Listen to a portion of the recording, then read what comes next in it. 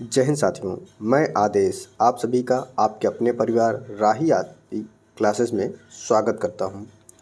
तो हम सभी सीटेट के लिए पढ़ रहे हैं। ये सीटेट का पीवाई क्यों है, प्रीवियस ईयर क्वेश्चन है। सबसे पहले हम इस गद्यांश को पढ़ने वाले हैं और इससे संबंधित क्वेश्चन को हल करने वाले हैं। तो उम्मीद है आप सभी पूर्ण रूप से सहयोग करेंगे। क्लास को लाइक कीजिएगा, शेयर कीजिएगा, कमेंट कीजिएगा और नए हो तो चैनल को सब्सक्राइब कीजिएगा। आप शुरू करते हैं। आप सभी भी इस गद्यांश को ध्यानपूर्वक पढ़िएगा। तो गद्यांश है, मेघालय यानी बादलों का धर्म 3 पर्वतीय अंचलों में बटा हुआ है। मेघालय खासी, गारो और जयंतिया पर्वत। हर अंचल की अपनी अलग संस्कृति है। हर कहीं पारिवारिक व्यवस्था मात्र सत्तात्मक है। तमाम दुकानों पर स्त्रियां सौदा बेचती और बेहिचक बतियाती दिखाई देती हैं। शायद कमोबेश यह स्थिति पूर्वोत्तर के अन्य राज्यों में भी है, भले ही वहाँ मात्र सत्तात्मक परिवार व्यवस्था ना हो। भारत में जहाँ भी जाइए लोग सब जगह एक से ही हैं। हाँ, बोली, पहनावे, नाक नक्शा में थोड़ा अंतर है। यह स्वाभाविक ही है, भौगोलिक स्थितियाँ ही ऐसा अंतर कर देती हैं। यहाँ के रंगारंग नृत्यों का अपना सौंदर्य है। नृत्य और उत्सव के जरिए शांति और संपन्नता की कामना की जाती है। अच्छी फसल के लिए ईश्वर को धन्यवाद दिया जाता है। उत्तर, दक्षिण और पूर्व भारत के उत्सवों में भी तो यही भावना निहित है। खासियों के नोंगक्रेम नृत्य को देखने के बाद मांसमाई गांव की गुफाओं की ओर प्रस्थान किया। तो उम्मीद है आप सभी ने भी इस गद्यांश को पढ़ लिया होगा। अब चलते हैं इस गद्यांश से संबंधित क्वेश्चन की तरफ। तो इस गद्यांश से संबंधित पहला क्वेश्चन है कि प्रस्तुत गद्यांश की विधा क्या है। हमें बताना है प्रस्तुत गद्यांश की विधा क्या है। यह जीवनी है, निबंध है, कविता है या यात्रा वृत्तांत है। तो आप सभी ने क्या देखा कि यह यात्रा वृत्तांत है, क्योंकि एक व्यक्ति यात्रा करता है, कहीं पे रुकता है, वहाँ पे ठहरता है और वहाँ के क्रियाकलापों को देखने के बाद, वहाँ के रहन सहन को देखने के बाद वह आगे की तरफ प्रस्थान कर जाता है, आगे बढ़ जाता है। तो ये क्या हो जाएगा, यात्रा वृत्तांत हो जाएगा। यानी ऑप्शन हमारा डी सही हो जाएगा। अब आते हैं अगले क्वेश्चन पे। तो अगला क्वेश्चन है, हर अंचल की अपनी अलग अलग संस्कृति क्यों है। तो गद्यांश को अगर आप ध्यानपूर्वक पढ़े होंगे तो गद्यांश में ही आपका उत्तर दिया गया था। वहाँ के लोगों के अलगाववादी दृष्टिकोण के कारण नहीं, ये बिल्कुल गलत है। लोगों के शैक्षिक स्तर के कारण, यह भी गलत है। भौगोलिक स्थितियों के अंतर के कारण, आपने देखा था क्या गद्यांश में लिखा गया था, भौगोलिक स्थितियों के कारण उनमें अंतर था। तो राइट आंसर हमारा ऑप्शन क्या हो जाएगा, ऑप्शन सी हमारा सही हो जाएगा।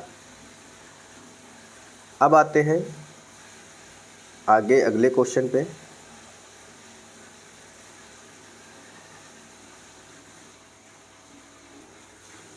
अगला क्वेश्चन है, तमाम दुकानों पर स्त्रियां सौदा बेचती और बेहिचक बतियाती दिखाई देती हैं। यह पंक्ति किस ओर संकेत करती है।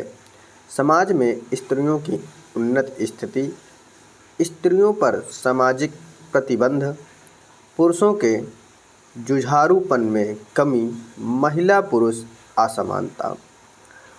तो किस ओर यह पंक्ति संकेत करती है, यह हमें देखना है।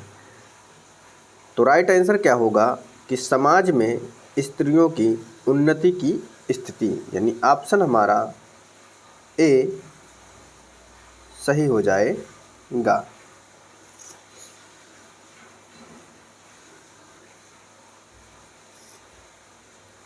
अगला क्वेश्चन है कि मातृसत्तात्मक परिवार व्यवस्था से क्या तात्पर्य है? भूमि, धन, संपत्ति पिता से बेटे को मिलता है। भूमि, धन, संपत्ति माता से बेटी को मिलती है। सभी काम माताओं की देखरेख में होते हैं। सभी काम माताओं को ही करने पड़ते हैं। तो मातृसत्तात्मक परिवार व्यवस्था से क्या तात्पर्य है कि भूमि, धन, संपत्ति माँ से बेटी को मिलती है। क्या ऑप्शन हमारा बी सही हो जाएगा कि माँ से बेटी को मिलती है। अगला क्वेश्चन है कि नृत्य और उत्सव के जरिए किसकी कामना की जाती है? सभी नागरिकों की, दीर्घ आयु की, सभी बच्चों की अच्छी शिक्षा की, शांति और संपन्नता की, उत्सव मनाने की शक्ति की। तो नृत्य और उत्सव के जरिए किसकी कामना की जाती है? शांति और संपन्नता की। क्या? तो ऑप्शन हमारा सी सही हो जाएगा। अगला क्वेश्चन है पूरे भारत में उत्सवों से जुड़ी कौन सी एक बात समान लगी? अब सारे ऑप्शनों को पढ़ना है। अच्छी फसल के लिए ईश्वर को धन्यवाद देना, सभी लोगों के नाक नक्श एक से होना, सभी लोगों का मिलजुल कर नृत्य करना, सभी लोगों का एक सा पहनावा होना। तो राइट आंसर क्या हो जाएगा कि अच्छी फसल के लिए ईश्वर को धन्यवाद देना। तो राइट आंसर हमारा ऑप्शन ए सही हो जाएगा। अगला क्वेश्चन है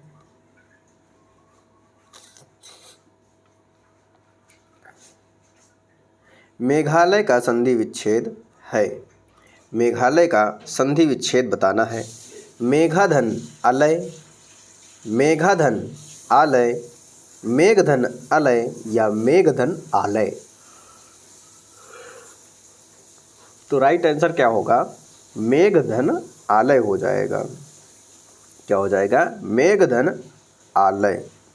अगर मेघालय शब्द में संधि पूछ लेता, क्या यहाँ तो संधि विच्छेद था, अगर संधि पूछता तो कौन सी संधि होती? दीर्घ स्वर संधि हो जाती। क्या? दीर्घ स्वर संधि, दीर्घ स्वर संधि। क्यों? मेघ, मेघ से आ लेते, घा से आ हो जाता, यानी पहले शब्द का अंतिम वर्ण और दूसरे शब्द का पहला वर्ण, इन दोनों आ मिल के दीर्घ आ होता, तो इसीलिए यहाँ दीर्घ संधि हुई है। अगला क्वेश्चन है कि कौन सा शब्द पर्वत का पर्यायवाची है? हमें बताना है कि कौन सा शब्द पर्वत का पर्यायवाची है। अंबर, गिर, नीरज, समीर। तो अंबर जो है यह आकाश का होता है। किसका होता है? आकाश का होता है। गिर जो है यह पर्वत का होता है। नीरज जो है यह कमल का होता है। किसका? कमल का होता है। समीर जो है यह हवा का होता है। तो यहाँ पर्वत का पूछा था इसलिए गिरी हो जाएगा।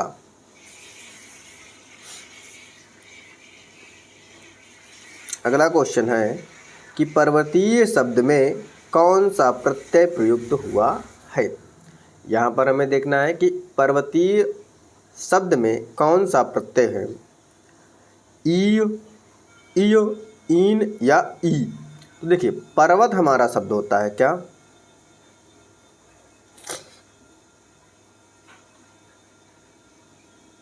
पर्वत हमारा शब्द हुआ। अब इसमें हम ई जोड़ते हैं। क्या? ई। तो जो ई जोड़ेंगे तो क्या हो जाएगा? पर्वतीय हो जाएगा। तो क्या हो जाएगा? पर्वतीय। तो ये राइट आंसर हमारा ऑप्शन ए सही हो जाएगा। अब आते हैं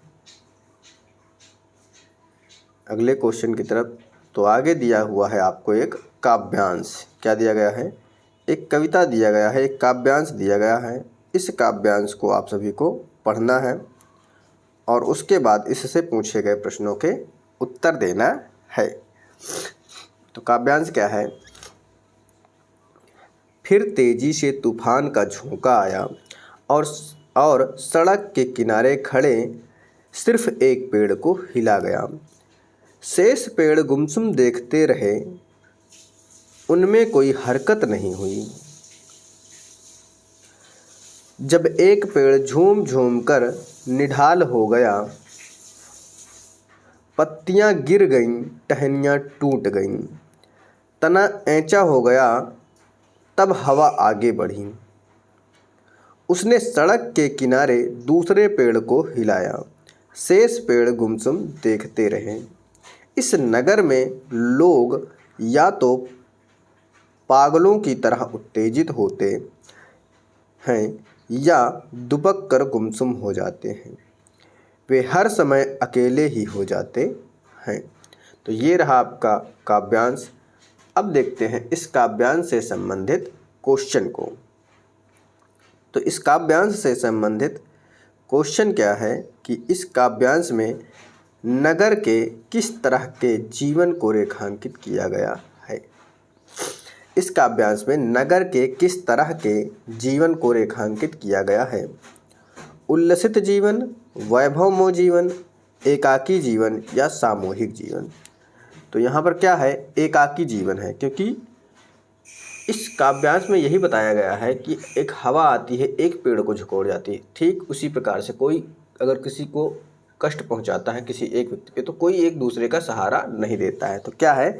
एकाकी जीवन को बताया जा रहा है। तो ऑप्शन हमारा सी सही हो जाएगा।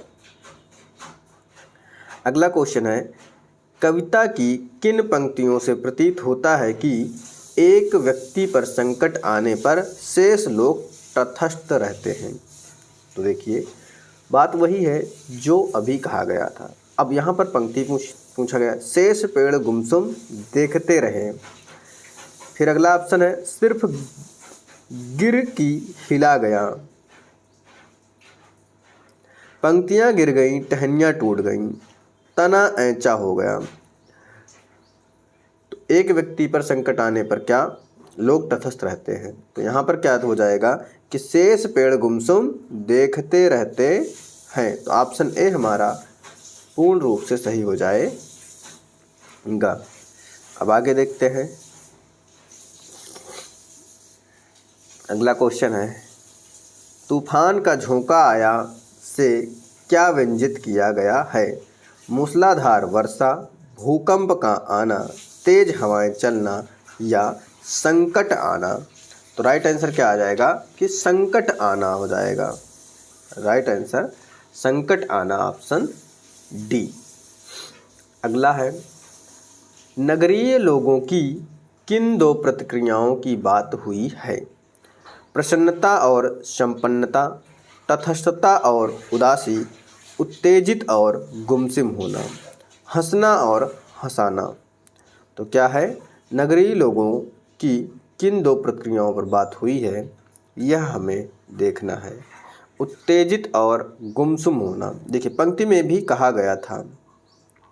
तो क्या है? ऑप्शन डी हमारा, ऑप्शन सी होगा कि उत्तेजित और गुमसुम होना। क्या उत्तेजित हो जाते हैं और गुमसुम बन के देखते रहते हैं। तो राइट आंसर ऑप्शन सी। अगला क्वेश्चन है, ऐंचा का अर्थ है, हमें बताना है ऐंचा का अर्थ सीधा होना, टेढ़ा होना, बैठ जाना या गिर जाना। तो ऐंचा का अर्थ होता है जब हवाएं तेज हुआ करती तो क्या पेड़ को क्या होता था? टेढ़ा कर देता था। तो उसी प्रकार से यहाँ पर क्या हो जाएगा? राइट आंसर ऐंचा का अर्थ टेढ़ा होना हो जाएगा। Right answer option B. अगला क्वेश्चन है, उत्तेजित में प्रत्यय है। उत्तेजित में हमें प्रत्यय बताना है। इत, ई, ता, ई। उत्तेजित में देखिए उत्तेज हमारा शब्द हो गया। क्या? उत्तेज हमारा शब्द हो गया और इत हमारा प्रत्यय हो गया। तो यहाँ पर क्या हुआ? उत्तेजित हो जाएगा मिलकर। तो प्रत्यय पूछा है तो राइट आंसर हमारा ऑप्शन ए हो जाएगा, इत प्रत्यय हो जाएगा। अब देखते हैं आगे अगले क्वेश्चन को। तो अगला क्वेश्चन है क्या? अब यहाँ से आपको शिक्षण शास्त्र की शुरुआत होती है, यानी पेडालॉजी पढ़ने की।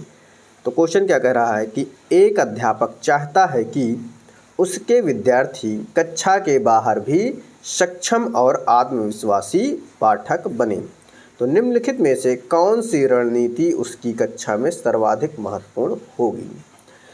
तो अध्यापक को कौन सी रणनीति अपनाए कि उसके बच्चे कक्षा के बाहर सक्षम और आत्मविश्वासी बने रहें? तो ऑप्शन है चयनित पाठ्य सामग्री का अध्यापक द्वारा आदर्श वाचन और विद्यार्थियों का पीछे पीछे दोहराना।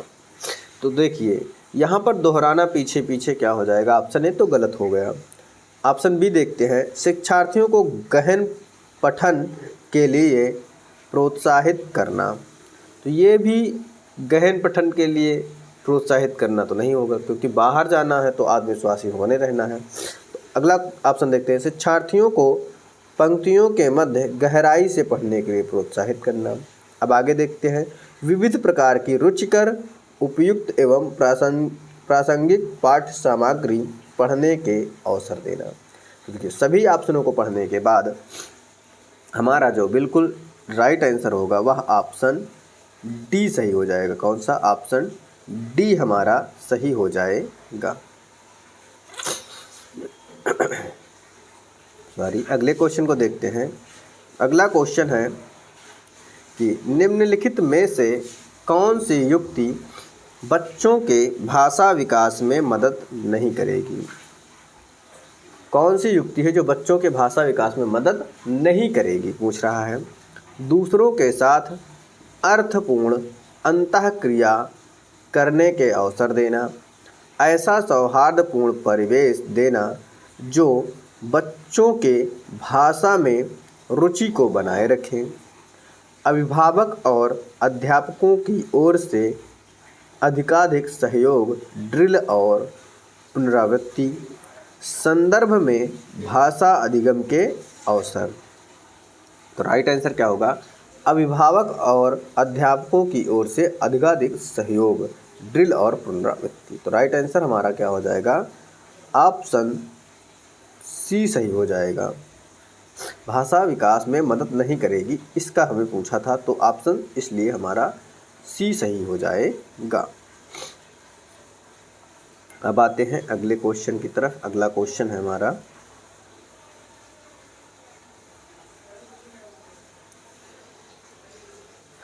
भाषा की कक्षा में गतिविधि और कार्य संचालित करने के लिए समूह के आकार और गठन पर सावधानीपूर्वक विचार करना चाहिए, क्योंकि केवल अच्छे वक्ताओं को ही बोलने के अवसर दिए जाएं, जिससे कक्षा में व्यवस्था बनी रहे।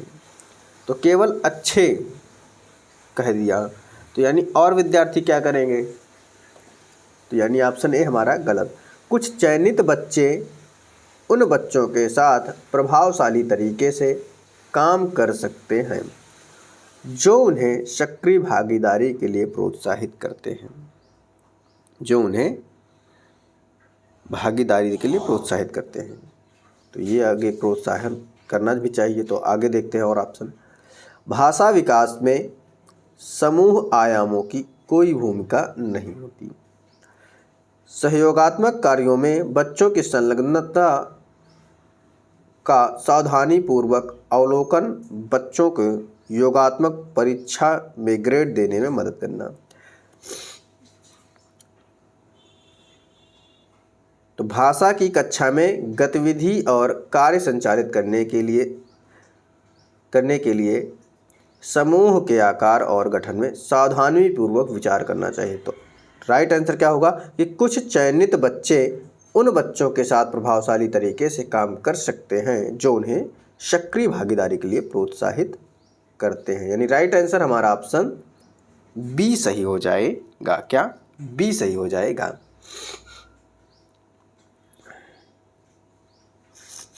आगे है अगला क्वेश्चन।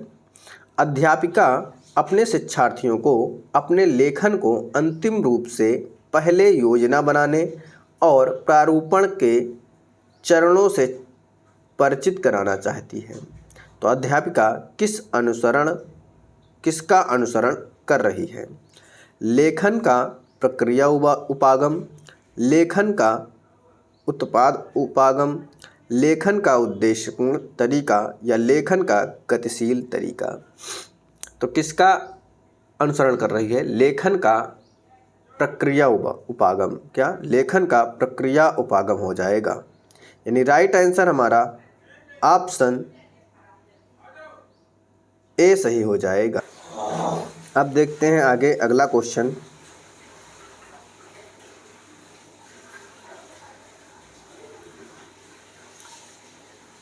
कि निम्नलिखित में से कौन सी भाषा अधिगम के लिए प्रमाणिक सामग्री नहीं है? कौन सी भाषा अधिगम के लिए प्रमाणिक सामग्री नहीं है, यह पूछा जा रहा है। समाचार पत्र के लेख, विज्ञापन, डायरी प्रविष्ट या पाठ्य पुस्तकें। तो क्या है जो नहीं है? पाठ्य पुस्तकें हमारा भाषा अधिगम के लिए प्रमाणिक सामग्री नहीं है। तो राइट आंसर हमारा ऑप्शन डी सही हो जाएगा। आगे देखते हैं अगले क्वेश्चन को। अगला क्वेश्चन है, अध्यापक ने अपने शिक्षार्थियों को किसी अनुच्छेद की बहुत ही आकर्षक शुरुआत लिखने के लिए कहा, जिससे कि पाठकों का ध्यान आकर्षित किया जा सके। यहाँ लेखन का उद्देश्य क्या है? देखिए, एक अध्यापक है, वह अपने विद्यार्थियों को, अपने शिक्षार्थियों को किसी अनुच्छेद के बारे में बहुत ही आकर्षक तरीके से शुरुआत लिखने के लिए कहता है। तो यहाँ पर जिससे पाठकों का ध्यान उसकी ओर आकर्षित हो सके। तो यहाँ लेखन का उद्देश्य क्या होगा? व्याकरणिक रूप से सही वाक्य लिखना, उचित विराम चिन्हों का प्रयोग करना, रचनात्मक रूप से लिखने के प्रयास करना या लिखते समय सही वर्तनी का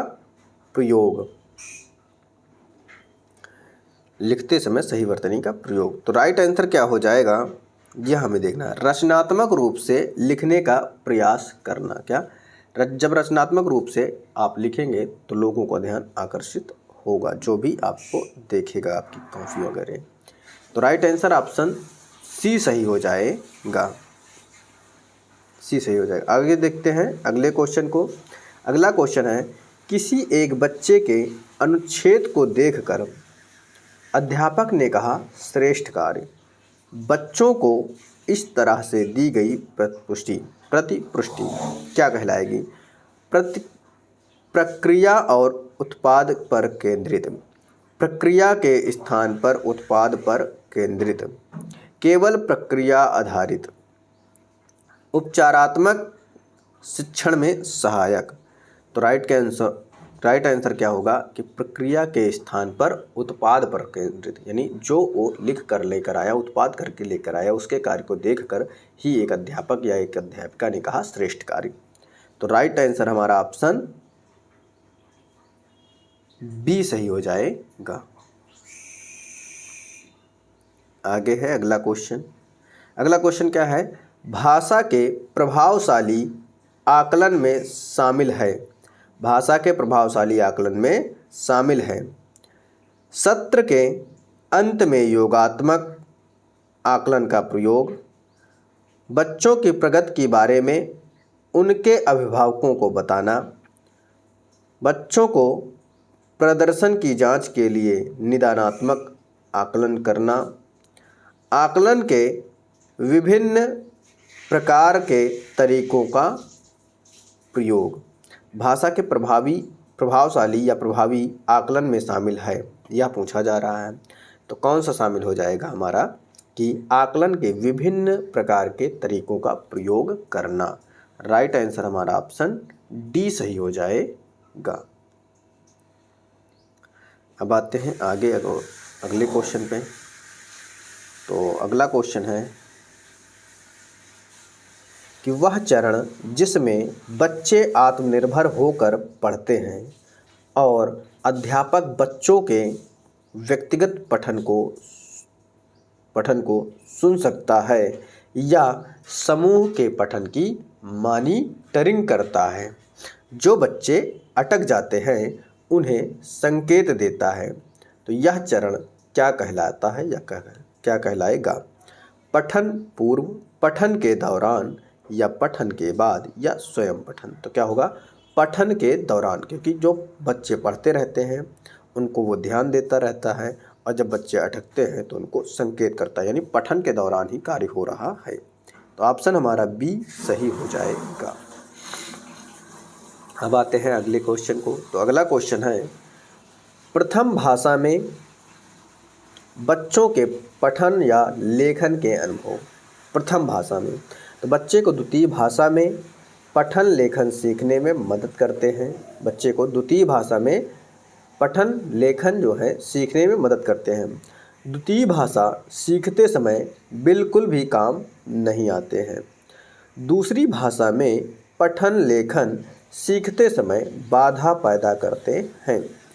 दूसरी भाषा सीखने के लिए जब पहली भाषा का सिखाया हुआ भूला जाए तभी लाभदायक है। अब देखिए इस क्वेश्चन का जो उत्तर होगा वह क्या होगा? तो बच्चे को द्वितीय भाषा में पठन लेखन सीखने में मदद करता है। जैसे आप पहले से कुछ जानते हैं और कुछ और सीखना चाहेंगे तो जो आपका पहला ज्ञान होगा, पूर्व ज्ञान होगा, वो आगे ज्ञान में समाहित होगा, उस ज्ञान से मदद मिलेगी। तो क्या होगा? राइट आंसर हमारा ऑप्शन ए सही हो जाएगा। अगला क्वेश्चन है कि किसी पाठ्य सामग्री से सूचना लेना और शाब्दिक स्तर से कहीं आगे जाकर उसकी व्याख्या करना क्या कहलाएगा? अनुमान लगाना, तुलना करना, सरसरी तौर पर पढ़ना या निष्कर्ष निकालना। तो राइट आंसर क्या होगा कि निष्कर्ष निकालना हो जाएगा। क्या? निष्कर्ष निकालना हमारा राइट आंसर हो जाएगा। किसी पाठ्य सामग्री से सूचना लेना और शाब्दिक स्तर से कहीं आगे जाकर उसकी व्याख्या करना। तो व्याख्या करना वही निष्कर्ष निकालना हो जाएगा। तो राइट आंसर हमारा ऑप्शन डी सही हो जाएगा। आगे देखते हैं अगले क्वेश्चन को। तो अगला क्वेश्चन क्या कह रहा है कि जब किसी पाठ्य सामग्री में विचारों का तार्किक क्रम और व्यवस्थित संयोजन होता है तो यह क्या कहलाता है? डैश है, यह है तार्किक संबद्धता, जुड़ाव या बोधगम्यता या विन्यास। तो 27 में क्या हो जाएगा कि जब किसी पाठ्य सामग्री में विचारों का तार्किक क्रम, तो राइट आंसर क्या होगा? तार्किक संबद्धता। आंसर क्या हो जाएगा कि तार्किक संबद्धता हमारा राइट आंसर हो जाएगा ऑप्शन ए। अब आता है अगला क्वेश्चन। तो अगला क्वेश्चन क्या है? भाषा की पाठ्यपुस्तक से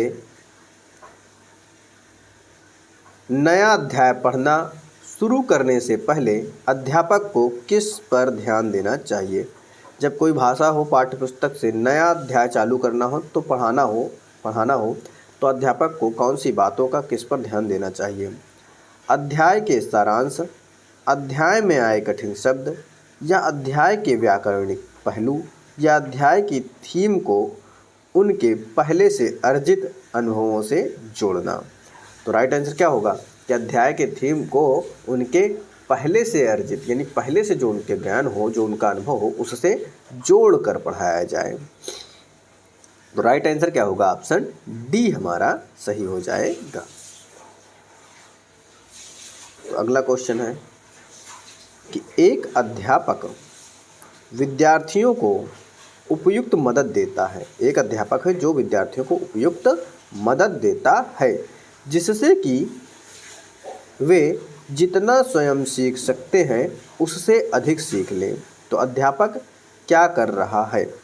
प्रतिपुष्टि दे रहा है, मदद दे रहा है, उपचारात्मक शिक्षण दे रहा है या प्रोत्साहित कर रहा है। तो क्या है राइट आंसर? क्या हो जाएगा? वो मदद दे रहा है, यानी राइट आंसर मदद दे रहा है। ऑप्शन बी हमारा सही हो जाएगा। अब आते हैं अगले क्वेश्चन को। अगला क्वेश्चन है व्याकरण कैसे पढ़ाई जानी चाहिए? क्या कि व्याकरण कैसे पढ़ाई जानी चाहिए? संदर्भ में, नियमों को रटाकर या पृथक रूप से, या ड्रिल और अभ्यास द्वारा। तो व्याकरण को कैसे पढ़ाना चाहिए? संदर्भ में पढ़ाना चाहिए। क्या? संदर्भ में पढ़ाना चाहिए। तो ये रहे आपके आज के 30 क्वेश्चन। तो उम्मीद है आपको यह क्लास पसंद आई होगी। आप सभी अधिक से अधिक सहयोग करें ताकि कुछ और आगे किया जा सके। अभी क्या होता है कि किसी न किसी की थोड़ा हेल्प लेके मैं PDF बनवा लेता हूँ, लेकिन कभी कभी बन पाती है, कभी कभी नहीं बन पाती है, क्योंकि जब आप लोग सहयोग करेंगे, थोड़े से पैसे आना चालू हो जाएगा, तो तभी हम उस जो हमसे जुड़ा हुआ है या जुड़ेंगे उनको कुछ देंगे, तभी वो हमेशा साथ दे सकते हैं। अब ऐसे फ्री में तो कोई करेगा नहीं, कितने दिन कर देगा। फिलहाल आप सभी जानते हैं। तो आज की क्लास को यहीं पे समाप्त करना चाहेंगे और आप सभी से एक ही रिक्वेस्ट है कि आप सभी अधिक से अधिक सहयोग करें। इस क्लास में जुड़ने के लिए आप सभी का बहुत बहुत धन्यवाद।